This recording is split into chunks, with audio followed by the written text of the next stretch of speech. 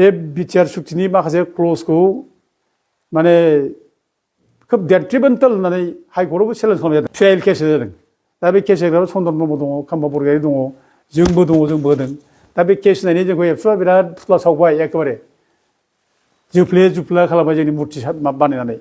दा मानगोनां खाम्फा बरगयारि बिथांखौ सावदों जुफ्ले जुफ्ला खालामदों दा दिनै एथ' खालामजानायनि उनावबो दिनै माबोरै बे माने गंग्लायहैनो हायो आरो गुबुन फारसेथिं प्रमद बर'आ बिराद रायदों मानगोनां खाम्फा बरगयारि बिथांखौ फरायदों हाग्रामा महिलारि चन्दन ब्रह्मखौ फरायदों जे 17 बोसोर माने हाग्रामा महिलारि मोना जेबो मावाखै खाम्फा बरगयारि मोनहा जेबो मावाखै जौ जुवा जों दिन थांदों लोंला जाला दिन थांदों बिदि अनेक रायदों बिसोरखौ गाज्रि गाज्रि खोथा बुंदों सद्रुप चन्दननि केसआव बेनो चन्दनाबो एथ' मोजां थाबबाय मन्थ्रि जाबाय बे समाव हाग्रामा दक्ष नेता बे पावाराव गैयैयावसो गावजों गाव गाज्रि मोनलायनाय बेखौ रायजोफ्रा गाज्रि मोनदों आरोखि पावाराव थाब्लासो ज' थायो बिसोरो पावाराव गैयाब्ला माने ज' जानो रोङा दा बे बिटिआर सुक्ति गाज्रि होननानै बुंनाय मानसिया बिटिआर सुक्ति इमप्लिमेन्ट खालामनो नागिरग्रा मानसिजों बोरै लोगो जाहैखो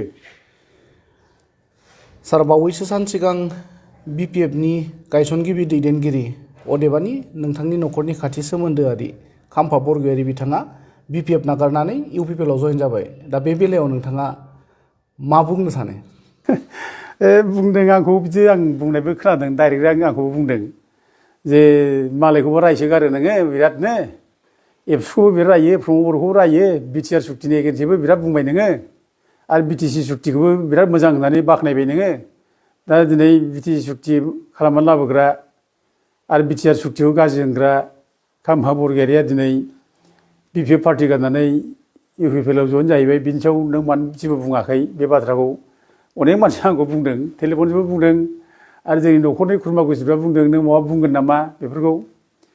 दा बे खेथ्रआव आङो बुंनांगौ दङ मानो बुङा जानो फालाय बुंगोन आरो जोंथ' जोंनि न'खरनि खुरमा गुस्थि बाय बाहागि बेथ' देरसिन जानो हाया दिनै देरसिन माने देरसिना जाहैबाय जाथिनि इसु जाथिनि जेंना सबसे देरसिन दा जों जाथिनि जेंनानि थाखाय जोङो दिनै गावनि खुरमा गुस्थि सोमोन्दोखौ जोङो देरसिन सानना लानो नाङा बेखौ जों दोनथ'नानै जाथिनि इसुखौनो बांसिन गुरुत्व होनांगौ आरो स्पेसियेलि आंथ' आंनि खेथ्रआव बुंनो लुबैयो दा दिनै आंनि लोगो बिथां अमरसिं ब्रह्मआ दंफैयो जों गोदो माने 1987निफ्राय आलादा बड'लेण्ड रायजो बिनायाव जों ओंखारजेनदों बड'फा उपेन्द्र ब्रह्मनि दैदेननायाव ओमफ्राय बिनि सिगांबो जों गोबां आन्दलनाव बर' जाथि दानायनि जायनाखि हाबाफारि दंमोन आन्दलनफोर बेफोराव जों बाहागो लाबोदों दा ओंखायनो जाथिनि सेन्टिमेन्टखौ लानानै जोङो अरायबो थानो लुबैयो जाथिनि सेन्टिमेन्टखौ लानानै जों अरायबो गाबथानो लुबैयो जाथिनि बाथ्राखौ जों बुंनो लुबैयो आरो आंनि खेथ्रआव आं एसे बुंनो लुबैबावो बेखौ जे बड'फा उपेन्द्र ब्रह्मआ जिथु आन्दलन खालामजेनब्ला माने आंजों लोगो लानानै जोंनावनो थाफैजेनदों जोंनिफ्रायनो आन्दलनखौ स्टार्ट खालामजेनदों जेब्ला दा दायथ'आ जोंहा दङ बांसिन दङ आं गावखौनो गाव बिराद दायथ' दं होननानै सानना लायो दा दिनै बड'फा गैयाब्लाबो बिनि आदर्श बिनि निथि जाहाथे बेखौ जों जाहाथे लानानै सोलिनो हायो दा बिनि निथि आदर्शखौ लानानै जाहाथे बुंनो हायो जाहाथे बिनि मान सन्मानखौ जाहाथे खुनु जों मोस्लाद जों जाहाथे खालामा बिनि मान सन्मानखौ जों गोजों जासे लाखिनो हायो बिनि आखरे जोंनि माने माबाफ्रा जोंनि जाहाथे थैयाव बिखा बिगुर हाबनानै थायो आं बेनि थाखायनो सैथो बाथ्राखौ बुंलांगोन सैथो खामानि मावलांगोन बे मोनसे साननायजों बे रोखोम गोसोनि बोलोजों जों दा खामानि मावबाय थायो दा ओंखायनो नैबे दिनै खाम्फा बरगयारिया इउपिपिएल हाबबाय बिनि बाथ्राखौबो आङो बुङाबालानो थानाय नङा बुंगोन आरोखि मानो बुङाबालानो थानो बुंनांगोन आरो बयबो बुंजानो लुबैदों आरो बुंनांगोन दायथ' दंखायो दा आंनि बुंनांगौ खार'ना बेबो मोनसे आं बुंलांसिनो दंबा आंनि बुंनांगौआ बेनो जागोन दा फार्स्टआव दा बिथां खाम्फा बरगयारिया जे बिटिसि सुक्ति खालामना लाबोग्रा 2003आव बिसोरनो बिटिसि सुक्ति खालामना लाबोदों आरो बिसोर बिटिसि सुक्ति खालामनानै बिपिएफ पार्टि दादों आरो बे बिपिएफ पार्टिनिफ्रायनो बिटिसिनि गोहोआव बिसोर फैदों आरो बिटिसिआव बियो बिपिएफ पार्टिनि माने सायख'नायाव डेपुटि चिफ जादों 17 बोसोर डेपुटि चिफ जादों ओमफ्राय लोगोसे हाग्रामा महिलारिया चिफ जादों दा बे खेथ्रआव चिफ डेपुटि चिफ बिसोर माने 17 बोसोर जाबाय जेब्ला खुंबाय जेब्ला बे समावथ' बिसोर खुनु फारागानो गैयामोन जेबो डिफारेन्स गैयामोन बिसोरो ज' मावलायदों ज' थालायदों आरो खामानिखौ मावाखै नङा मावदों रायजो राजाफ्रा नुदों दिनै बिसोरो बिटिसिआव फैजेननाय लोगो लोगोनो एकर्ड जानायनि उनाव बिसोरो माने बिटिसिनि मोनब्रै डिस्ट्रिक्ट बिसोर खालामजेनदों डिसि अफिस लाबोदों बिटिसिआव कर्ट कासारि फैजोबदों गासिबो बिटिसिआ गोम गोम सालायदों एथ' मोजां बे मोनसे थिलेबलेब रायजो सोरजिनानै लाबाय बिसोरो मोजांनो दा बेखौथ' ज' ज' मावलायनायखौ जों नुदोंमोन खिन्थु हठात नैबे माबानिफ्राय जे गावस्रानाय जाबाय जेब्ला बिटिसिनि जायनाखि एमसिएलए इलेक्सन बेयाव बे जेब्ला जेनबाय आरो बिनि उनाव माने एमपिनि माने जायनाखि माबा जाबायमोन बे इलेक्सन गेलेबाय बेयावबो जेनबाय दा बिनि उनाव जे माने गावजों गाव भुल बुजाब जानाय बे माने जानो नाङामोन आरोखि मानो जानो फालाय नों 17 बोसोर बिसोर एथ' जुदि डिफारेन्स गैयाबा जुदि माने ज' ज' खामानि मावदोंब्ला दिनै पावाराव गैयैयावसो गावजों गाव गाज्रि मोनलायनाय बेखौ रायजोफ्रा गाज्रि मोनदों आरोखि पावाराव थाब्लासो ज' थायो बिसोरो पावाराव गैयाब्ला माने माबा थाया ज' जानो रोङा गावजों गाव नांलायो बे बाथ्रा फैगोन आरोखि आरो थद्रुब चन्दननि केसआव बेनो चन्दनाबो एथ' मोजां थाबबाय मन्थ्रि जाबाय बे समाव हाग्रामा दक्ष नेता होनबाय हाग्रामाखौ बिरादनो जग्य नेता बेनो बिनि लिडारशिपआवनो अनेक खामानि मावदों बिनि माने एकमात्र लिडार होनबा बेनो होनो बेखौ बाख्नाय बिसोर माने ज' ज' मावलायलायबाय मन्थ्रि जाबाय खिन्थु बे जेब्ला मन्थ्रि गैला जेनबाय एमएलए जेनबाय नै बे लासैनो माने बिपिएफनिफ्राय हाग्रामाजों माने बेरेखा जानो आराम्भ खालामबाय आरोखि थारमाने मा पावार थाब्ला जों ज' जायो पावार गैयाब्ला माने गावस्रालायो बेबायदि बाथ्राखौ माने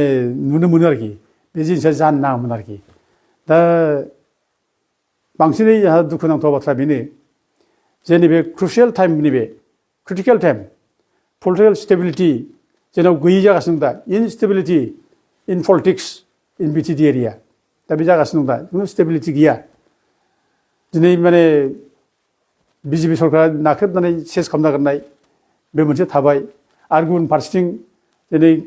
माने बिपिएफनि नेताफ्रा जायफोर दङ बिसोर आन्दलन खालामनानै बै समाव बिएलटि नेता जानाय समाव संग्राम अस्त्रजों संग्राम खालामनानै गोबां सेक्रिफाइस खालामनायनि उनाव गोबां मानसि माने जिउ गनायनि उनाव मुंख्लं जानायनि उनाव बिटिसि मोनबाय दा बे बिटिसिखौ जे दिनै स्क्रेप खालामनांबाय सेस खालामनांबाय फोजोबनो नागिरबाय दा बे फोजोबनो नागिरनाय समाव दिनै ज' ज' गाबथालायनांगौमोन बेखे मोनसे इनस्टेबिलिटि मोनसे पलिटिकेल सिटुएसनाव बिसोर ज' थानानैसो दिनै गाबथानांगौमोन दा दिनै बिटिसिखौ बोरै लाखिनो बेनि थाखाय ज' ज'सो मावनांगौमोन दा दिनै बिसोरो बिटिसिखौ लाखिनायनो ज' ज' मावनो नागिरै दिनै बिसोरो दिनै गावस्रालायबाय आरो गावस्रादों ओरैबायदि माने दुखुनांथाव जे गावसोरनो दाय होबाय जे बिटिआर सुक्तिया मोजां नङा बिटिआर सुक्तिया बिराद गाज्रि बे बिटिआर सुक्तिनि गेजेरजों बिटिसि सुक्तिखौ सेस खालामसै बे बाथ्राखौ गावसोर बुंदों जोंबो बुंदों न' दाउट जोंबो नंगौ खोथाखौ बुंदों आरो बिसोरबो नंगौ खोथाखौ बुंदों आरो जों नंगौ खोथाखौ जोंबो माने एकमत जायो दा गावसोरनो बुंदों बिटिआर सुक्तिया मोजां नङा बिटिआर सुक्तिनि गेजेरजों बिटिसिखौ सेस खालामसै बे बाथ्राखौ बुंदों आरो लोगोसे प्रमद बर'आ जेबो मावनो हायाखिसै बे 5 बोसोराव बे बाथ्राखौ बुंदों आरो गुबुन फारसेथिं प्रमद बर'आ बिराद रायदों मानगोनां खाम्फा बरगयारि बिथांमोन फरायदों हाग्रामा महिलारि चन्दन ब्रह्ममोन फरायदों जे 17 बोसोर माने हाग्रामा महिलारि मोना जेबो मावाखै खाम्फा बरगयारि मोनहा जेबो मावाखै जौ जुवा जों दिन थांदों लोंला जाला दिन थांदों बिदि अनेक रायदों बिसोरखौ गाज्रि खोथा बुंदों दा दिनै बाथ्रा जेनेबा प्रश्न बेनो जाबाय दिनै बे प्रमद बर'आ बोरैहाय मोजां जाखो बाथ्रा बे आरोखि प्रमद बर'आ बोरै मोजां जाखो एथ' रायबाय प्रमद बर'आ नोंसोरखौ प्रमद बर'आ गाज्रि खोथा बुंबाय बिरादनो दिनै बे प्रमद बर'आ बोरै मोजां जाखो आरो नोंसोरनो बिटिसि सुक्तिया बिराद मोजां बिटिआर सुक्तिया बिराद गाज्रि होनना बुंबाय दा बे बिटिआर सुक्ति गाज्रि होननानै बुंनाय मानसिया बिटिआर सुक्ति इमप्लिमेन्ट खालामनो नागिरग्रा मानसिजों बोरै लोगो जाहैखो बाथ्राया बे दिनै खोब साननो गोनां बाथ्रा जाबाय आरोखि आरो दिनै बेल' नङा माने मोननैसो उदाहरन बे बिटिआर सुक्तिनि माखासे क्लजखौ माने खोब डेट्रिमेन्टेल होननानै हाइकर्टआवबो चेलेन्ज खालामनाय जादों पिआइएल केस जादों दा बे केस होग्रायाव चन्दन ब्रह्म दङ खाम्फा बरगयारि दङ जोंबो होदों दा बे केस होनायनि जोंखौ एबसुआ बिराद फुस्ला सावबाय एखेबारे जुफ्ले खालामबाय जोंनि मुर्ति बानायनानै दा मानगोनां खाम्फा बरगयारि बिथांखौ सावदों जुफ्ले खालामदों दा दिनै एथ' खालामजानायनि उनावबो दिनै माबोरै बे माने गंग्लायहैनो हायो बदाउन जानो हायो बेसो दुखुनांथाव बाथ्रा आरोखि बोरै जानो हायो बेलाय आरो दिनै जोंखौबो एटलिस्ट जोंखौबो साननांगौमोन दिनै दहाय आंखौ प्रश्न खालामदों न'खरनिखाय बिगुमै होननायखाय जेबो बुंला नामा बाथ्रा होनना बुंदों दा आङो दिनै बे सोमोन्दोखौ लानानै बुंनो लुबैयो आरोखि दा दिनै आंथ' एखेबारे बिटिसि सुक्तिखौ मोजां होननानै बिटिआर सुक्तिया गाज्रिथार होननानै आंबो अनेकबार स्टेटमेन्ट होबाय थादों जों बुंबाय थादों दा बिसोरनि बेरेखा बुंनाय लोगो लोगोनो आंखौबो एखानो बै दिन जेलाव जोबना दोनदों आरोखि एखानो बै दिन जेलाव जोबना दोनदों दा बिदिब्ला आंनि बे सोमोन्दो गोनां मानसिया आंखौ जुदि सोमोन्दोआव मोजां सानदोंब्ला आंखौ जुदि मोजां माने मोननाय भाब जुदि दंब्ला सोमोन्दोआव जों जेल जानायखौ थारमाने जेबो गुरुत्व होआखिसै आरोखि माने बे गावनि दायावसो जेल जादों होननाय जानोसै जे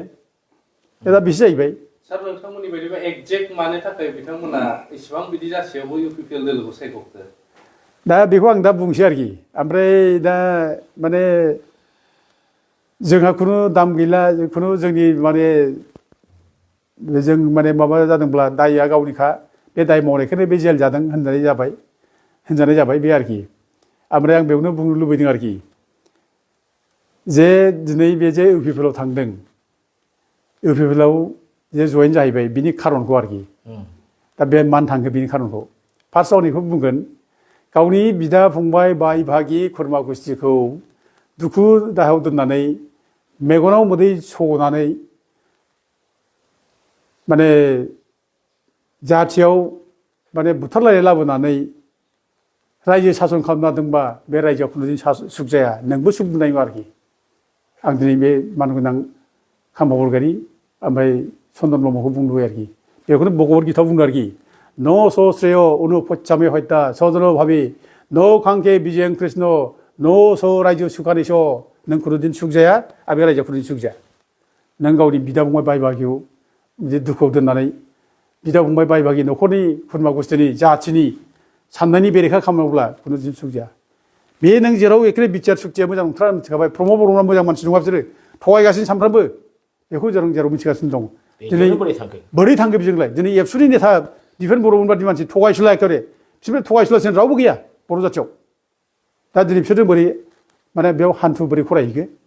बोरै थांखो मानो थांखो दा बे थांनाय खारना बेनो जे आङो जा मिथिदों बेखौ मिथिनायाव जे जेब्ला एमपि इलेक्सन जेननायनि उनाव बेहा गोबां रिन जादोंमोन होननानै आं बेखौ खोनादों आरोखि आं मिथिगौ आरोखि रिन जादों बेहा थाखा फैसा गैला थाखा फैसा रिन जालांबाय दा बे जेब्लानाखि बिदि जालायनानै बोराबनानै थालायलाय जायो बे बोराबनायाव हयथ' हाग्रामाया माबा मोनसे खोथा बुंदोंमोन बेखौ दा बिनि सायाव बे बोराबनानै थादों दा थेवबो ज' जाफिनलायबायमोन बिसोरो ज' जाफिनलायबायमोन मिलायफिननांगौ ज' जानांगौ होननानै ज' जाफिनलायबाय ओमफ्राय बिनि जानाखि माबा फैसा खरस जानाय रिन जानाय एमपि इलेक्सनाव बेखौ हरफिनसै होननानै हाग्रामाबो बेखौ रेडि जाबायमोन आरो गावबो बेखौनो आसा खालामनानै दंमोन जोंना बिथां खाम्फा बरगयारीबो आसा खालामबायमोन जे फैसाखौल' हरफिनथोंसै बिदि मोनसे रिन सुख'बानो जासै बेबायदि मोनसे दंसैमोन आरोखि आरो बे बाथ्राया आंनि नंखाद्राय नङा ब्लकनि मानसिफ्रा गासैबो मिथिगौ गावनि माने चिरां दुवार्सनि ब्लकनि मानसिफोर गासैबो मिथिगौ फिन सिगाङावबो रायलायदों बिसोरजोंबो रायलायदों जे माने फैसा हरनो होननाय हराखिसै दाबो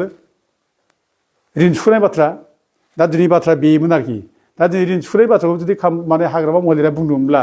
नेयोमोन ना एसे टाइम दंमोन ना नेयोमोन ना बेनो जुदि गिदिर बाथ्रामोनब्ला आरो रायलायनायनि गेजेराव थिग खालामना लामोन बेखौ खालामाखिसै नैबे 15 तारिख फेब्रुवारियाव होनाय खोथामोन आं खोनानायाव आरोखि 15 तारिख फेब्रुवारियाव माने हाग्रामा महिलारिया बेनो रिन सुख'नो थाखाय फैसाखौ हरगोन आरो फैसायाबो फिसा फिसौ फैसा नङा गिदिर फैसा आरोखि खोनानायाव खोब गिदिर फैसा आरो खोनानायाव आंनि खुगाजों बेसेबां खोनानाय गिदिर एमाउन्ट हरनायनि बाथ्रा बुंदों आरोखि दा होनबाथ' मोजाङानोमोन आंथ' मोजां मोनदोंमोन होनबाथ' मिलायसिगोन जेब्ला मोजां जाबाय बेखौ जों सानदोंमोन खिन्थु बेथ' जायाखिसै खोब दुखुनांथाव दा बेखौ मा बुङो बे फैसा नाय थांदों होननानै दा बुंजानोसै दा ब्लकनि मानसियाथ' बेखौसो बुङो दा ब्लकनि मानसिया गावनि ब्लकनि मानसिया बुङो फैसानि थाखाय थांदों होननानै थारमाने हाग्रामाया जेसेबां फैसा दादों बेखौ फसायाखिसै दा बांसिन फैसा मोननायखाय थांबाय बेबायदि मोनसे आल'सना दिनै जानो होबाय आरोखि मानो बिदि बुंजानो फालाय जों दुखु मोनदों आरोखि आंथ' निजे बिराद दुखु मोनदों आरोखि आं बिराद मोजां मोनोमोन खाम्फा बरगयारीखौ गोरों मानसिबो बियो आरो बे गाइड खालामनांगौ दायथ' दंमोन बेहा नैबे क्रुसियेल टाइमाव बे गाबथारनांगौ खिन्थु गाबथानो थाखाय दायथ' गैयाजासे बे खालामबायब्ला बेथ' बिराद अननाय जाबाय बेखौ सोर मोजां मोनो दालाय रावबोथ' मोजाङै मोननाय नङा आरो पार्टि सोलायग्रा मानसिखौ रावबो मोजां मोना गावनि पार्टिखौ मोजां खालाम फोसाब माबा दायथ' जादोंब्ला पार्टियाव पार्टियाव सावराय हायोमोन बिसोरो हाग्रामा महिलारिया मा दाय दं बुं ना खुला खुलि बुं मिथियाव सावरायनानै दायब्लाबो हाग्रामा महिलारियावबो बेहाबो दाय दंब्ला बिनि दायखौलाय मानो रायलाय मोना बिनि दायखौ बुंनांगोन ना होमब्लासो पार्टिया संशोधन जागोन मोजां जागोन दा बेखौ सावरायाखै बाहेराफोरसो गावसो खालामबाय माने दुरबल मानसिफ्रा बिदि खालामो होननाय बायदि जाबाय आरोखि दुरबल मानसिफ्रा माने थरख' खालामनो साहस खालामानो आरोखि साहस गैया साइड दानो आरोखि दा बे आरोखि दा बेखौनो जों जो थर्कनि खाता अ मुर्खाय होनना बुंदों आरोखि जाय थरख' खालामा बे मुर्ख ओरैनो आरोखि जो मा होनो ओमफ्राय जो थर्कनि खाता अ नै जो थर्कनि खाता अ घमन है बेखौनो घमन अहंकार आं बेजों मानो थरख' खालामफालाय बेबायदि मानसिलाय आं खालामा घमन बे घमननि मानसिया अहंकार मानसिया थरख' खालामा ओमफ्राय मोनसे बुंदों जो थर्कनि खाता अ मुर्खाय जाय थरख' खालामा बे मुर्ख मानसिया थरख' खालामा होनना बुंदों आरो मोनसे खोथा बुंदों जो थर्क करने का नय साहसनि खोथा अ बे होनदों बे बान्दा आरोखि गुलाम ये गुलाम है होनदों जो थर्क करने का साहसनि खोथा अ गुलाम है थर्क खालामो जायफ्रा माने साहस खालामा बे गुलाम दा बेनो जाबाय आरोखि दा बे थरख' खालाम साहस खालामाखिसै बे माने सिङाव माने आथिं हमनानैबाबो सोरनावबा थाहैगोन आरोखि बे गुलाम जोंनि आखला बिदि जागासिनो दा जोंनि नेताफोरना दा बे बाथ्रा बुंनाया आंनि बाथ्रा नङा बेखौ भगवान बुद्ध गौतम बुद्धआ बे बाथ्राखौ बुंदों आरोखि बे जोबथियाव मोनसे सोंथि सार खाम्फा आरो चन्द्रमोना बिपिएफ नागारनायाव बिपिएफआ दुरबल जाबाय होनना सानो नामा बेथ' माने पार्टिया सम सम बिदिनो अनेक पार्टियाव नुयो जों पार्टि लिडार सोलायनाय गारनाय थांनाय आरो बिनि खारनफोरखौ जों मिथियोबो बे आरोखि खिन्थु पार्टिया थैया आरोखि थायो आरोखि दा सोरबा थांगोन बा गोदान मानसि फैलायगोन आरो गोदान मानसिखौ लाखिनांगोन आरो दिनैनि दिनाव आं जा नुयो आरोखि दिनैनि दिनाव जे इउपिपिएलखौ खुनु सापर्ट होथाव पजिसनाव दा गैया आरोखि माने इउपिपिएलखौ सापर्ट होथाव पजिसनाव गैयैनि खारना जाहैबाय बिसोर रं मोनसे एकर्ड बिटिआर सुक्ति खालामना फैदों जाय बिटिआर सुक्तिजों बिटिसिआ सेस जागोन 6 शेड्युला दिनै सेस जागोन जोंहा मोनसे एम्पावारमेन्ट 6 शेड्युल एम्पावारमेन्ट जों मोनखाबाय बे 6 शेड्युला दिनै जोबगोन बिटिआर सुक्तिजों आरो बे बिटिआर सुक्ति मावफुंग्रा इउपिपिएलजों जों रावबो लोगो लानो हाखाथारा जाया आरोखि बिसोर सापर्ट होनो नाङा रावबो सोलाय नङा बे मोनसे निति आदर्श साननोब्ला जों खुनु रावबो बे पार्टिखौ सापर्ट खालामनाङा जों लोगो लानो नाङा आरो रायजो राजाजों जुदि जों मोजां बुजायोब्ला बिटि सुक्तियाव मा दं बिटिआर सुक्तियाव मा दं बेखौ रायजोफ्रा मोजां बुजियोब्ला खुनु रावबो माने बर' फिसाया बिटिआर सुक्ति खालामग्रा बिटिआर सुक्ति मावफुंग्रा इउपिपिएलजों रावबो लोगो लानाय नङा आरोखि बाथ्रा बे दा खिन्थु मा जादों बेयाव दा नैबे माने बिटिआर सुक्तियावथ' जेबो गैला बिसोर मावग्रा सापर्ट खालामनांगौ जाबाय दा खिन्थु हाग्रामा महिलारिमोना बिराद मोजां थानो नामा बिपिएफ पार्टिया बिराद मोजां थानो ना बे मोनसे प्रश्न फैयो बेखौ सापर्ट खालामनो दा जिनिसा बे सिटुवेसनाव ओरै जादों दा बे सिटुवेसनाव जोङो दा अल्टारनेटिभ इउपिपिएलनि अल्टारनेटिभ जोङो दा रावखौ नुहुराखिसैबो रावबो दा गैया दा गोदान पार्टिबो जों दानो हाया गोदान पार्टि बानायनानै जों खालामब्ला दानो जों जाथिनि गेजेराव गुलाय गुजाय जागोन नांलाय खमलाय जागोन बारा जागोन गथे बे समाव जों मोनसे गोदान सिन्था खालामनानै पार्टि दालायनाय मानाय खालामनो हाया गथे नों जा पार्टि दं दा हाग्रामाया जिथु डेमेजबो खालामाखै जेनेबा बिपिएफ पार्टिया 6 शेड्युलनि स्ट्राक्चारखौ डेमेज खालामाखै बिसोर नस्थ' खालामाखै जेब्ला किसु भुल जादोंब्लाबो बेखौ जुदि फोसाबलायनानै जुदि बेखौनो बिसास खालामनानै मावोब्ला जोंहा दाबो माने मोजां मोनसे जों माने बिटिसि खुंथाय जों मोननो हायो आं दा बेखौसो लुबैयो जे जोंनि रायजो राजाफ्रा बयबो ज' जाफिनलायनानै ज' थालायनानै बिपिएफआवनो फै आरो बिपिएफआ मोनसे संशोधन खालामनानै ला माबा मोनसे भुल दंब्ला बेखौ सुद्रायनानै ला बिनि गेजेरजों सोरखिलां जों बेखौसो लुबैयो आरो बिदि सोलियोब्ला बिपिएफ पार्टिया दुरबल जानायनि खुनु बाथ्रा गैया मानो इउपिपिएलखौ रावबो मोजां मोनखाथारला दा थेंक इउ सार